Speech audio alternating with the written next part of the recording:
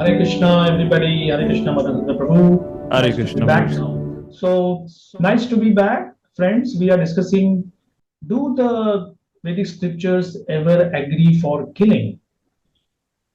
And mostly because people don't read all the Vedas in their entirety, in the Mahabharata or the Ramayana in entirety, and especially in today's time and age when violence is so prevalent. uh, we kind of get this idea that no kind of violence is allowed, or no kind of violence can be said to be good or beneficial. So, a very simple thing: what about a surgical operation? Is that not violence? Correct. The scalpel in the hands of a surgeon can be used to kill, it is used to cure. So, the instrument cannot be blamed, and violence cannot be like completely eradicated for the good of human society. Why? Just like mm,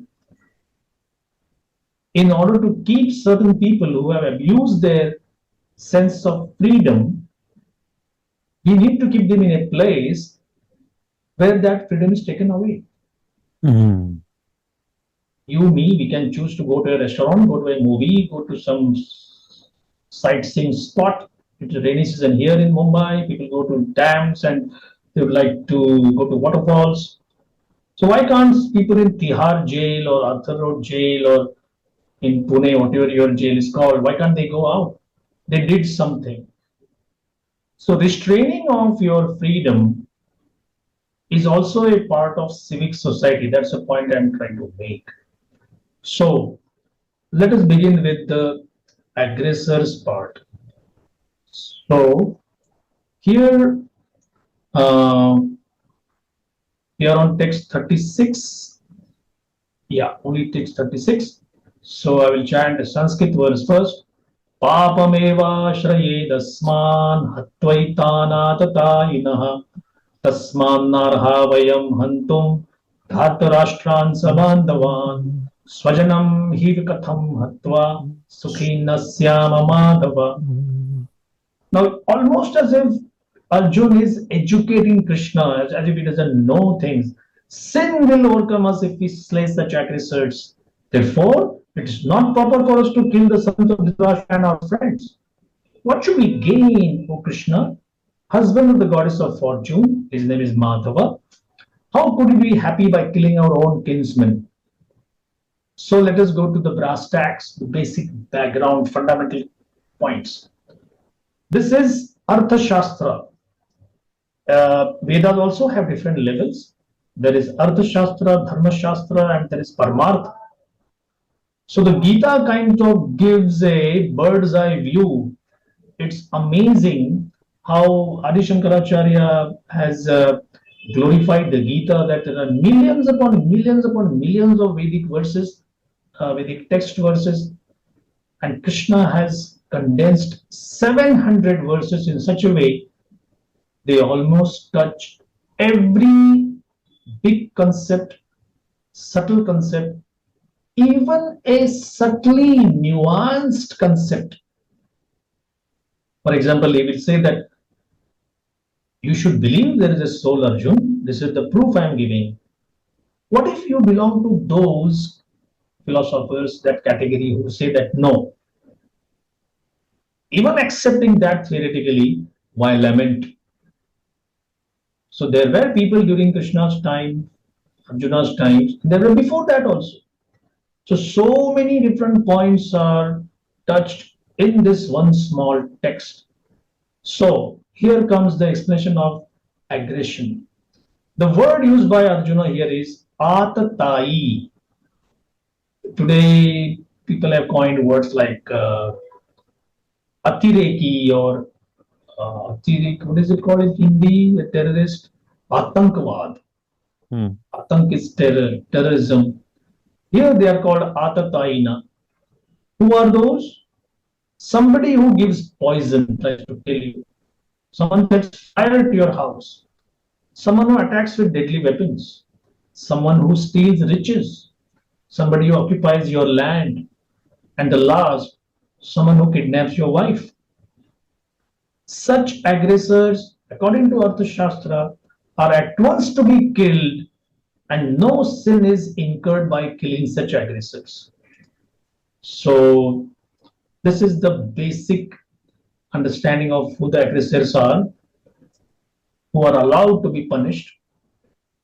But a sad fact is, in Arjuna's case, all the six aggressors are his own relatives. The Pandavas were subjected to all six of these treatments. They let us see what happened. They were given Bhima was given poison. They were in a Lakshagra, house of lac, which was set on fire. They will be attacked with deadly weapons now, as they were previously also when they were in the kingdom of Virat. Their riches were plundered in the gambling match. Their land was occupied, and their wife was insulted, and especially Jaitra tried to kidnap Draupadi. All boxes are ticked, and still our friend Arjuna is still in a ahimsa mode. And so the example is given that people want Ram Rajya, but Lord Ram never showed any cowardice. He was not a coward. Ravana called him a coward many times. As they say, a bully is actually a coward. That's what psychologists say. A bully basically is a coward. So Ravana was like that. And but Lord Ram taught him an example which was like unparalleled. So my points are just three of the points here. We discussed the six aggressors. Arjuna's case, tragically, they were his relatives. And here is Arjun telling Krishna, hey buddy, you are the husband of the goddess of fortune. So why engage me in this unfortunate battlefield? Have pity on me. So this is how all the emotions are coming to play. Over to you. You have anything to share? I mean, so question here is, should Arjuna forgive or punish? He seems to be full in the mood of forgiving or letting go. Yes. Yeah. And the question is, I mean, as we know, because I believe many people say Bhagavad Gita, not Bhagavad Gita, let's say, but Lord Shri Krishna incited violence. Those who are ignorant of the fact, Krishna encouraged Arjuna. So in other words, we will see as the discussion goes on, and everyone knows of it. Arjuna did fight the war. So Krishna's stand was Arjuna should punish. The question is, if Arjuna wants to forgive and walk away, there could be a peace, and the lives of so many people will be spared. Why would Krishna encourage Arjuna to fight? So Prabhu have already mentioned about the six kind of aggressors, and Prabhupada raises this point. So you can forgive, and the quality of forgiveness is of Brahmanas. Brahmanas are not administrators, so Brahmanas are known by their ability to forgive. Arjuna is not a Brahmana; he is a Kshatriya. He is an administrator, and if administrator would not take a tough stand, how would you fix the problem? It's just like a doctor. I mean, I remember for the first time, 8th and 9th standard, before the first time we saw the blood. Some of those bully kind of boys who used to show their lot of muscle power. And when we had the chemistry lab, and for the first time they saw the blood, I remember seeing behind, they all fainted. You know? So the point here is, he's a Kshatriya. So point I was making was, just like a surgery, at that point of time, you cannot tremble and you can say, no, no, no, I will not. You have been trained for that. Arjuna as a Kshatriya was trained to provide justice for all. And here he has to provide justice not for himself, but to his brothers, to his mother, to his wife, to everyone. So that's Krishna's stand, and we'll see how the discussion unfolds. So long story short, I mean, my take from this is, dharma is intricate. Although Arjuna was so learned, yet he got confused about should I fight or not. And my understanding is, whoever we are, if Arjuna can get confused, can get caught with this inner turmoil, the only way out is superior guidance.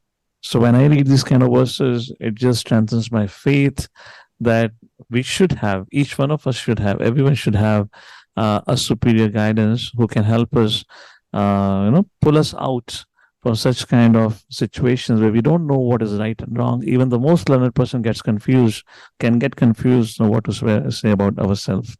So that's what we see here. Arjuna is confused, doesn't want to kill those, punish those who did not one, twice, thrice, six kind of aggressions against Arjuna, against his family members. And Arjuna is still thinking, maybe I'll let them live and I'll go to the forest.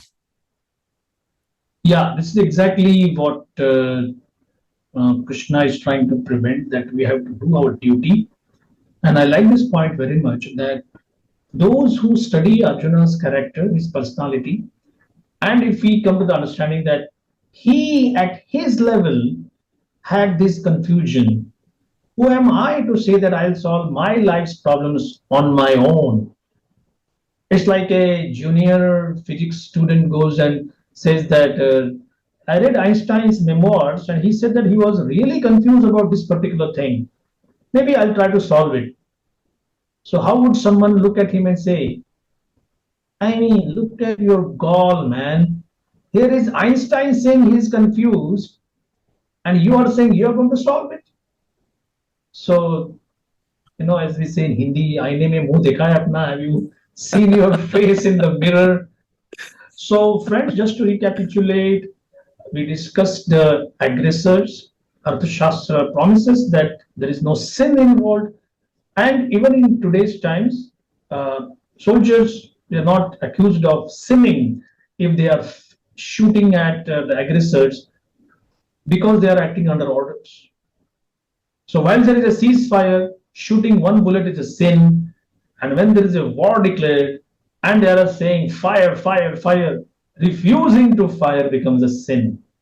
Is it not a part of our daily news or our daily lives? Agreed. So, so we will move on to the next two verses which are taken together, text 37 and 38. I'll chant the Sanskrit first. यद्यप्येते न पश्यन्ति लोभोपहत चेतसः कुलक्षयकृतं दोषं मित्रद्रोहे च पातकं कथं न ज्ञेयमस्माभिः पापादस्मान् विवर्तितुं कुलक्षयकृतं दोषं प्रपश्याद्भिः Janardan.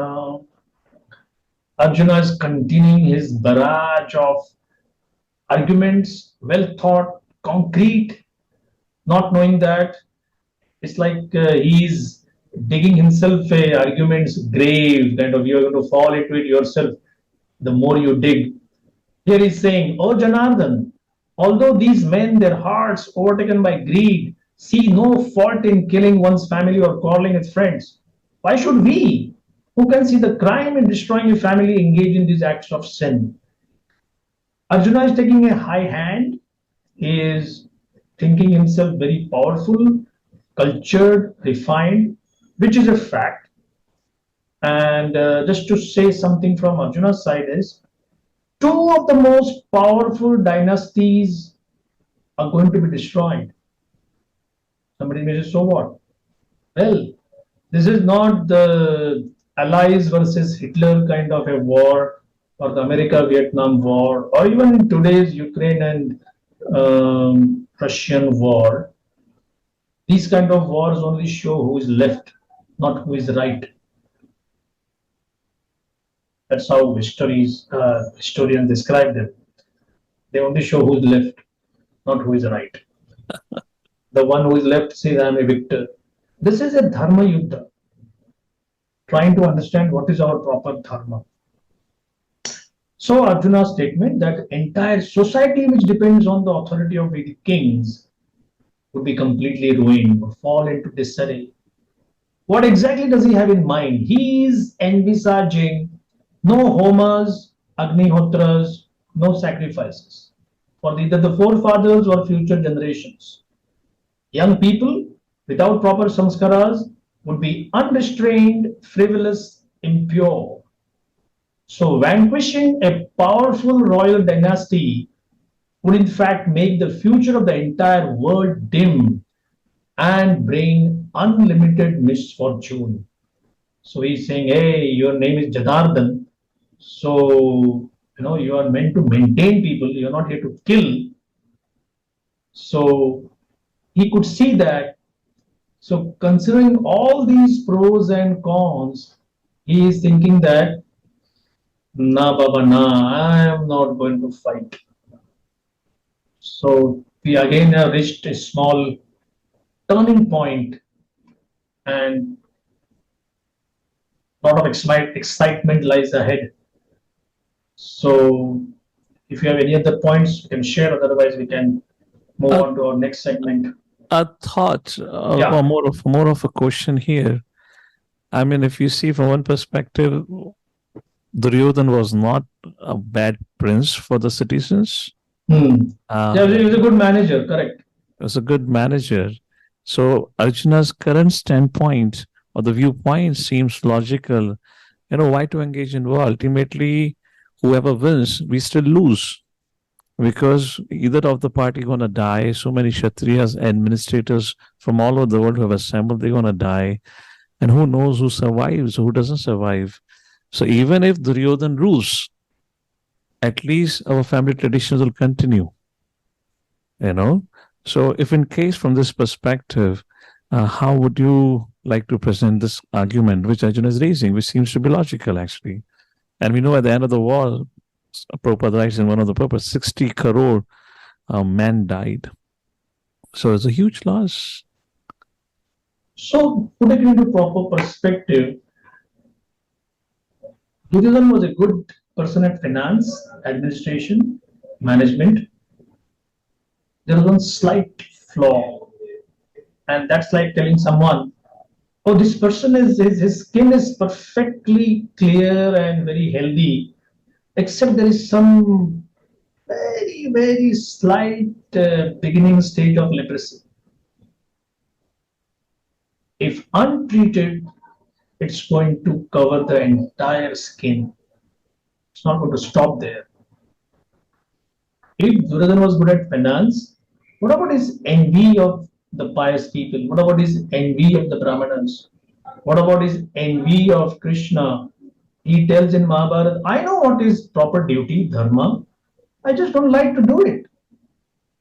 And I know what is power, but I just can't restrain myself. So then, why do you keep on doing it? Maybe there is somebody inside me who is inciting me to do that. This is the real danger. That when Hmm. somebody can do ill and somebody can do evil and can rationalize it philosophically, that's a big danger. So, right in the first verse itself, it is said Kurukshetre, Dharma Kshetre, it is a field. So, a farmer goes and sees what are the crops and what are the weeds. And the weeds just they come without any invitation. They always grow faster and higher than the crops. And the only thing they do is they choke up the growth of the real crops for which you are maintaining your field. So, comment is given that the Acharya say that Krishna is like that Krishak, that farmer, who is going to just take out the weeds out of human society. So, the Duryodhan and his ilk, all those who have had glorious other attributes, like Shakuni, an expert gambler or administrator, Karna also a very powerful archer, Dushasana and other 98 brothers, all very powerful warriors. It doesn't stop there. It goes in the territory of Sattva Guna, proper people like Bhishma and Drona, and they also will be vanquished because they considered what they say, I have eaten the salt of Duryodhan, मैंने उसका नमक खाया है. So okay, you chose to be on the payroll of such people, then you have to meet the same fate as the bosses would be, meted out. That's my Brilliant, thoughts. brilliant point. I mean, just like as a layman, I have never done gardening or done a little bit gardening. I don't know what is a weed or what's an actual crop. But because of a conditioning to speak and to become judgmental about everything, Similarly, people prematurely become judgmental about Lord's decision to encourage Arjuna to fight, not knowing the fact, as you clarified, answered very beautifully, that Duryodhana had some serious flaws. At this stage of life, it probably was minor, but this would have grown to become a very major issue that would have caused the destruction of the society. However, that was visible to an expert physician like Lord Krishna. Like an expert doctor can find out what's the cause of the problem, a layman cannot. It's very unfortunate. Uh, we lack even this much sense of humility to acknowledge that I don't know, and we keep on defending that ignorance by giving some arguments. So, I mean, you very nicely answered that Duryodhan would have become a major issue in the well being of the whole world. And Krishna had decided that weed had to be taken out. So, thank you so much, Prabhuji. So we will meet again. Hare Krishna. Hare Krishna, everyone. Hare Krishna.